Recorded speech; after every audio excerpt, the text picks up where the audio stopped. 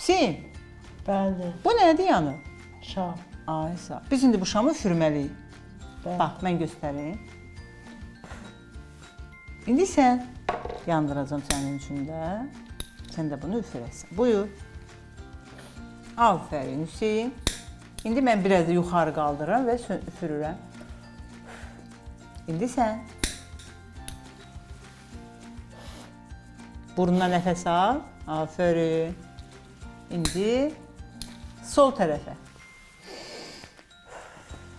İndi sən. Neyniyəsən Hüseyin? Burundan nəfəs alıb, ağızdan verir. Düz oturaq. Aferin. Buyur.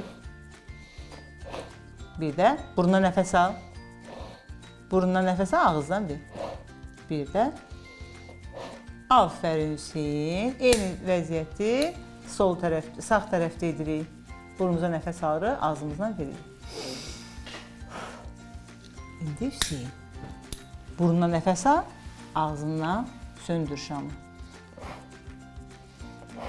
Bir də. Aferin Hüseyin, bravo.